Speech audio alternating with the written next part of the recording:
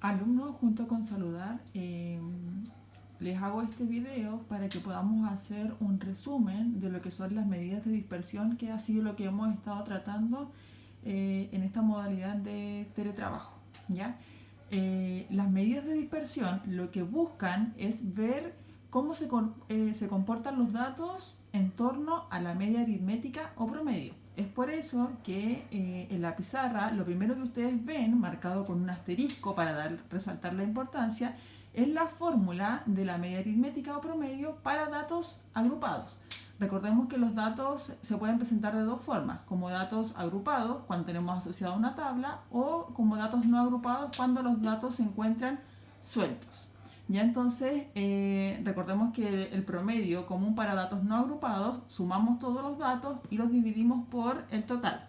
En cambio, para datos agrupados, es decir, cuando tenemos una tablita, ¿cómo la vamos a calcular? Vamos multiplicando la marca de clase por la frecuencia correspondiente y vamos a sumar todos esos valores. Una vez que tenemos todos esos productos, sumamos, obtenemos el total y lo dividimos por el total de datos, que esa sería la fórmula que corresponde a la media aritmética para datos agrupados.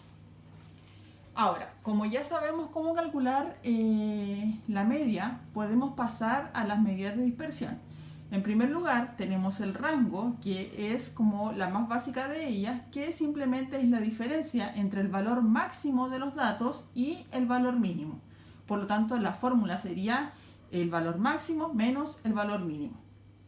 La desviación media, que se simboliza por una D y el símbolo de la media en pequeñito, se calcula como el valor absoluto de la primera marca de clases menos el valor de la media. Recuerden que como aquí estamos trabajando con valor absoluto, al final este valor siempre va a ser positivo. Una vez que yo calculo esa diferencia, le tomo su valor absoluto, lo multiplico por la primera frecuencia. Más voy a calcular el segundo valor absoluto de la diferencia de qué cosa, de la segunda marca de clase menos la media por la segunda frecuencia.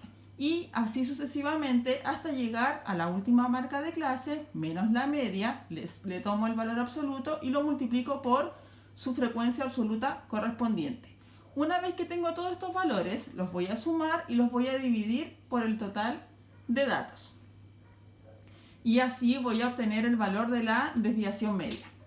En tercer lugar, tenemos la varianza que se representa por la letra sigma al cuadrado. ¿Ya? ¿Y cómo la vamos a calcular? Fíjense que su fórmula es muy parecida a la de la desviación media, porque también ocupa las marcas de clases correspondientes, la media, pero ya no tenemos valor absoluto, sino que simplemente tenemos esta diferencia al cuadrado, multiplicada por la frecuencia absoluta correspondiente.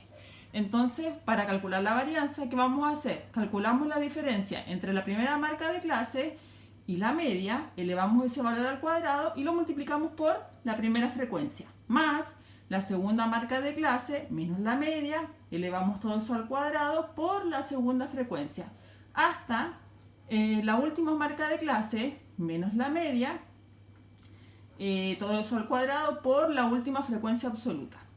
Una vez que tenemos todos esos valores, se suman y se divide por el total de datos. Y por último, la desviación estándar, que simplemente se denota por la letra sigma solita, corresponde a la raíz cuadrada del valor de la varianza. Entonces, si ustedes se fijan, lo primero que debemos hacer para poder calcular cualquiera de las medidas de dispersión es tener el valor de la media aritmética. Teniendo el valor de la media, podemos calcular la desviación media, podemos calcular la varianza y teniendo la varianza le tomamos la raíz cuadrada y podemos calcular la desviación estándar. Bueno, alumnos, espero que esto les haya servido para poder aclarar un poquito el tema de las fórmulas, porque yo sé que los términos son un poquito difíciles de entender, pero le traté de en la guía incluir qué significaba cada término, ¿ya? Espero se encuentren bien en sus casas y cualquier duda me la pueden hacer saber, ¿ya? Saludos, que estén muy bien.